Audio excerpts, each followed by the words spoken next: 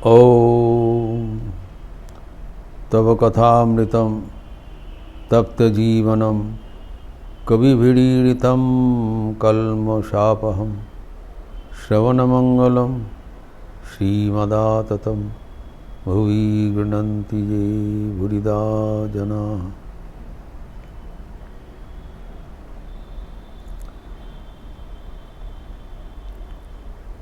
श्री श्री ठाकुर भक्तगण के साथ ईश्वर का रिश्ता कैसे होना चाहिए वही बता रहे हैं। वो बता रहे हैं कि पहले तो कर्म करते समय हमें सावधानता से कर्म करना पड़ेगा।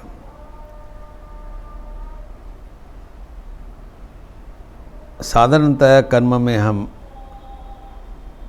आसक्त होकर कर्म करते हैं। ठाकुर सिखा रहे हैं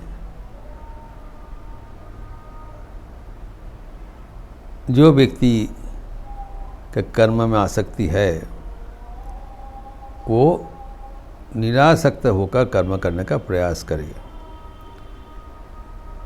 और ये सावधानता अवलंबन करना पड़ेगा कि अगर कर्म करते समय हम ये सोचते हैं कि मैं निरासक्त होकर कर्म कर रहा हूँ, कब कर्म में आसक्ति हो जाएगा पता नहीं, तब वो कर्म हमारे लिए मुक्ति के परिवर्तन में बंधन का कारण बनेगा।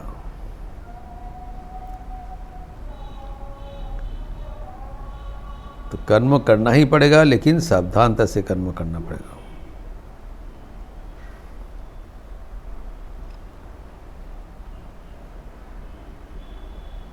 जो कर्म एक हमें विभ्रांति में फेंक देते हैं। इसलिए एक संगीत में रविंद्रनाथ कह रहे हैं, कर्म যখন বিপুল ধুলায় অন্ধ করিয়া অবোধে ভুলায় ওহে পবিত্র ওহে অনিদ্র শান্ত চরণেশ। कर्म हमें एक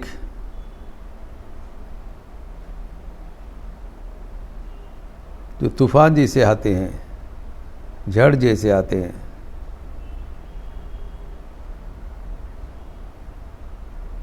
स्टॉर्म, डस्ट स्टॉर्म, कुछ दिखाई नहीं पड़ता है। वी कैनॉट डिस्क्रिमिनेट क्या ठीक है क्या बेठीक है, क्या करना उचित है क्या करना नहीं उचित। कर्म के इतना प्रबल हो जाता है तब हम उसके निर्णय नहीं ले पाते हैं।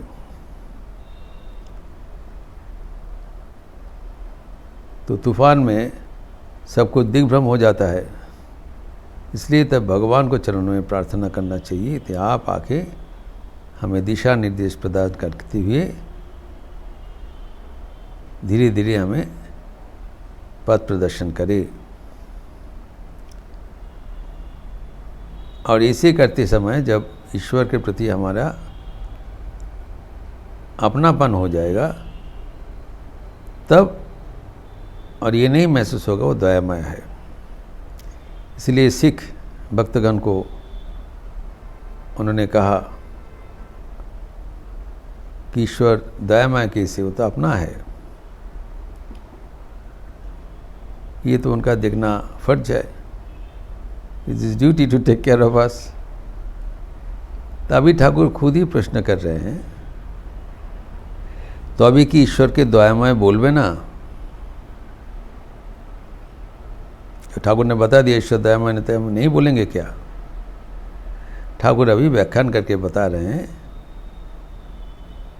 जब तक साधन अवस्था है तब तक ईश्वर से दूरी रहता है, तब जरूर दयामय बोलना पड़ेगा।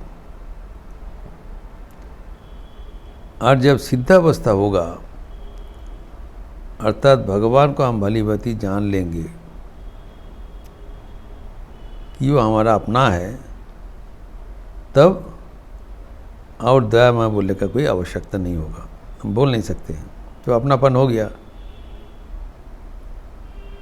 लेकिन जब तक वो अवस्था प्राप्त नहीं हुआ तब तक सब कुछ बोलना पड़ता है।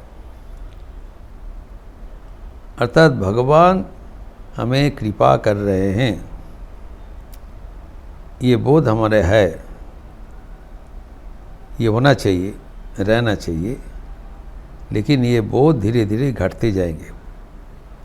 जितने हम भगवान के ओर आगे बढ़ेंगे उतना ही हम भगवान के साथ अपनापन हो जाएगा एवं भगवान जो दयामय है, कृपामय, सब भाव भी धीरे धीरे चला जाएगा। और जब भगवान को प्राप्त कर लेंगे तब ये बोध बिल्कुल नहीं रहेगा, एकदम अपनापन हो जाएगा।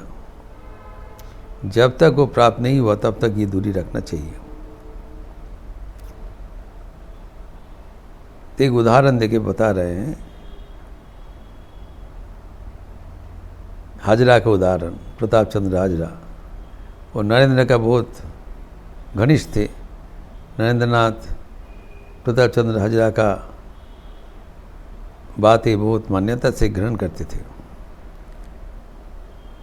तो ठाकुर कहते एक दिन सुना कि हाजरा नरेंद्र को बोल रहे हैं कि ईश्वर अनंत है, उनके ऐश्वर्य अनंत है। ঈশ্বর অনন্ত, ওনার ঐশ্বর্য অনন্ত। এই হাজরা বলছে। তিনি কি সন্দেশ কলা খাবেন না গান শুনবেন? ওসব মনের ভুল। बात तो सही है, ईश्वर अनंत है, निराकार है, असीम है। तो उनके लिए मिठाई और केला खाना और संगीत सुनना ये तो ग्रहणीय नहीं होता है। ये सुनते ही नरेंद्रनाथ का मन 10 हाथ धस गया। ठाकुर कहते सुने ही नरेंद्र मोहन 10 हाथ नेवे गलो। नरेंद्र स्तंभित हो गया। नरेंद्रनाथ उस समय भक्ति भाव में ईश्वर को भजन कर रहे थे, उनको भजन सुना रहे थे, पूजा के उनका आग्रह थे। अगर ये सब बातें अगर उनके मन में, क्योंकि हाजरा का बात वो ध्यान से मानते थे, सुनते थे, अगर ये बात सुनकर अगर ईश्वर को भजन छोड़ दें तो भक्ति में हानि होगी। तो ठाकुर कहते हैं मैं हाजरा को बताया तुम तो महापाजी हो। ये सब बात इन लोग को, अभी ये लोग बच्चे हैं, उम्र कम है, भक्ति पद से भगवान को पाने चाहते हैं। ये सब बातें अगर इनको सुनाने से उन लोग कैसे क्या रहेंगे? अगर भक्ति ना अवलंबन करे तो कहाँ इनको खड़ा होंगे? पहले तो ज्ञान भाव ज्ञान का जो अनुभूति नहीं आता है, भक्ति को अवलंबन करते हुए धीरे धीरे ना उस पर्याय पर पहुँचा गए, पहले कैसे पहुँच जाएंगे? ये तो तुम्हारा बहुत गलत हो रहा है। जो भक्त है, भगवान यद्यपि अनंत है तथापि वो भक्ताधीन।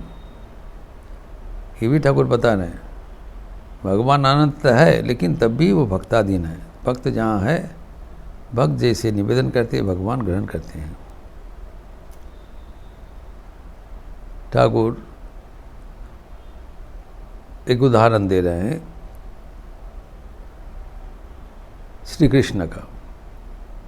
श्री कृष्ण दुर्योधन का सभा में गए थे मध्यस्थता करने के लिए, कुरुक्षेत्र युद्ध के पहले शांति स्थापना के लिए बहुत प्रयास किया, दो तो कार्य किया, लेकिन वो सफल नहीं हुआ। तो वहाँ पर दोपहर में भोजन करने के समय दुर्योधन ने उसको आह्वान किया, अब आइए जलपान कीजिए, क्यों राजगृह है, राजा का खातिर है। दुर्योधन राजा थे, लेकिन ठाकुर कहते हैं ठाकुर किया नहीं, प्रभु गया नहीं। वो जाके वो विदुर का घर में चले गए। विदुर भक्त आदमी है एवं गरीब थे, उनके चचेरा भाई, लेकिन गरीब थे, उतना उसका राज वैभव नहीं है। लेकिन विदुर का घर में चले गए और ওদের সাকান্ন খেলেন অমৃতের মতো করে খেলেন। उनके जो शाक और चावल उनके जैसे अमृत रहा, लेकिन नेक्टर ही टुक इट, क्योंकि यहाँ पर भक्ति है और वहाँ पर घमंड है, वहाँ पर अहंकार है, तो भगवान ग्रहण नहीं करते हैं। जहाँ पर विनय है, भक्ति है, समर्पण है, वो भगवान लेते हैं। और ये हम भगवत गीता में भी देखते हैं कि श्री कृष्ण कहते हैं कि भक्ति सहकार अगर उसको कुछ दिया जाए तो भगवान जरूर ग्रहण करेंगे। भगवत गीता 9:26 नवम अध्याय 26 श्लोक में कहते हैं, पत्रम पुष्पम फलम तोयम जो में भक्त्या प्रयच्छति तदहम भक्ति उपदितम अश्नामी प्रजतात्मनः। हमें जो भी कुछ दिया जाता है, मैं तुच्छ चीज़ है, ट्राइफलिंग थिंग्स, इवन लीव्स, पत्र, पुष्प, कुछ फूल, पत्ता, फल, इवन पानी, तोयम, पानी देने से भी चलेगा। जो हमारा भक्तगण जो हमें निवेदन करते हैं उनका वो भक्ति सहकार, भक्ति उपदितम, भक्ति सहकार जो दिया हुआ चीज़ मैं अश्नामी, ग्रहण, न केवल ग्रहण करता, मैं खाता हूँ, I eat it, I take it. ये है भगवान का प्रतिज्ञा। यहाँ पर टीकाकारकन कहते हैं भगवान बताया नहीं कि मैं गृह्णामि, अश्नामी बताया, खाता हूँ, I take it, it is so dear to मी।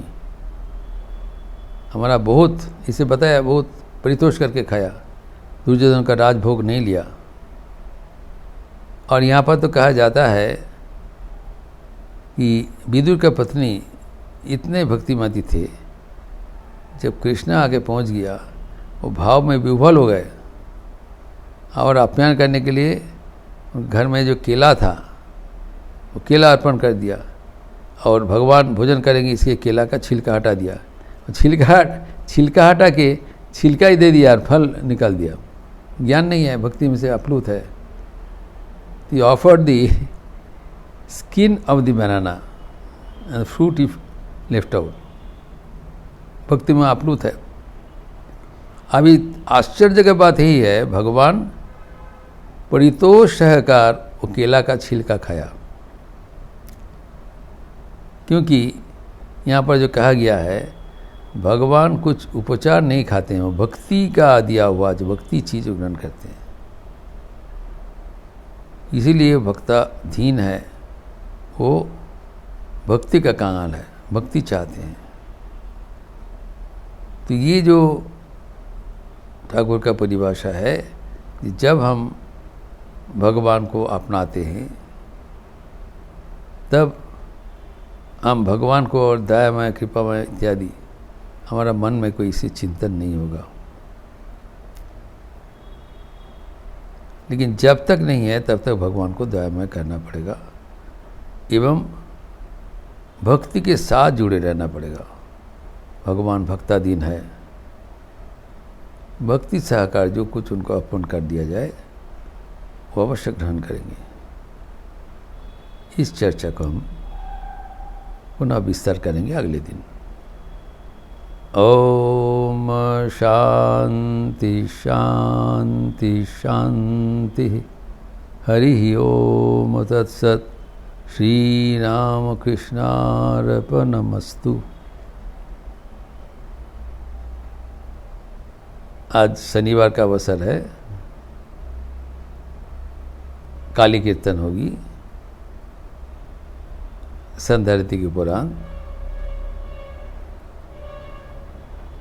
7:30 लगभग से 6:25 में, 6:55 में संध्यारती होता है, 6:55 में, 7:25 में ख़त्म होगा। लगभग 7:30 बजे से काली कीर्तन होगी, लिपि दिया जाएगा। आप लोग सब स्वागत है, आज शनिवार है, मधुवार है। अच्छे रहिए,